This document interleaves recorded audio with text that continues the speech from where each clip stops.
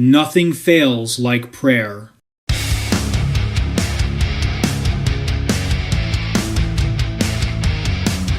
Welcome to another episode of Noah's Snark. I'm your host, Atheist Joseph Vina, aka AJV, and today I want to talk about 10 accurate and commonly expressed points that many atheists make. These aren't necessarily exclusive to atheists, but they are often central to atheist critiques of religion and belief. Let's dive in. Let's begin with number 1. Extraordinary claims require extraordinary evidence. Atheists often point out that claims like the existence of a deity, miracles, or an afterlife should be supported by strong empirical or logical evidence. We don't even have to say something like this in such strong terms. We could just say, claims require evidence to be considered factual. Problem is, religions simply don't provide any evidence, much less strong empirical evidence for their supernatural or miraculous claims. If you want me to believe in God, provide testable, measurable evidence. Thousands of years and all religion has come up with are highly debatable assertions. Point number 2, which is related to number 1. Faith is not a reliable path to truth.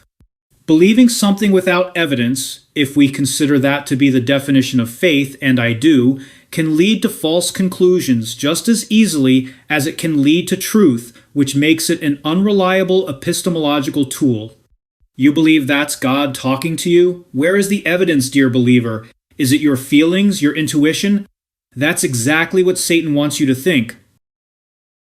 Moving on to number 3, morality and ethics do not require religion. Atheists argue, and ethicists largely agree, that humans can develop internal moral and external ethical systems based on empathy, societal well-being, and reason without relying on divine command. A good example would be Immanuel Kant's categorical imperatives, which are rules that applies to everyone, universally and unconditionally, and are not based on personal desires or goals, like God arbitrarily favoring one set of people over another. Evolutionary psychology might also provide some insight into why we act morally and ethically as a survival mechanism, for instance. You don't need religion to be moral or ethical.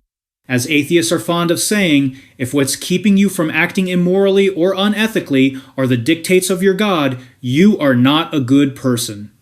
And by the way, 7 out of 10 of the happiest countries in the world, as compiled by the World Population Review, are secular countries. Interesting. Number 4. Religious texts are historically inconsistent and contain scientific errors. The Bible, Quran, and other religious books contain historical inaccuracies and scientific errors which, at the very least, undermine claims of divine authorship. Was there a Roman census across the entire empire requiring people to travel to ancestral towns as the Gospel of Luke claims? Not that we can tell. Did the Exodus happen? Not that we can tell. Was Earth created before the sun and stars like it says in Genesis? Not that we can tell. Did Muhammad split the moon? Not that we can tell. It's fine if an apologist wants to say certain passages or stories are allegorical, but they eventually run into the discernment problem. How do they know what's factual and what's not in these holy books? Maybe the entire Bible or entire Quran is simply symbolic narrative. That seems to be Jordan Peterson's position, and as we all know, he's a really smart guy. Number 5. Religious belief is strongly correlated with geography and upbringing. This is a fact, pure and simple. Where and how you're raised largely determines your religion, suggesting belief is more cultural than evidential. Apologists will be quick to point out that this by itself says nothing about the facts regarding the existence of a deity, and they're right, but that a person is most likely to align their beliefs about God with the prevailing culture in which they live certainly carries with it strong implications for the actual existence of a God. Number 6. Science has a far better track record than religion for explaining reality. Science has explained countless natural phenomena once attributed to gods, lightning, diseases, the origin of life, often with predictive, testable, and falsifiable models. As scientific understanding expands, the areas where we attributed phenomena to a lack of knowledge or divine intervention shrinks. The more we learn about the universe, the need to invoke supernatural explanations for unexplained events diminishes. This concept is often associated with the God of the gaps argument, where gaps in scientific understanding are seen as evidence for the existence of God. The God of the gaps argument is, of course, a favorite among apologists. Coming in at number 7, not believing in gods is everyone's default position.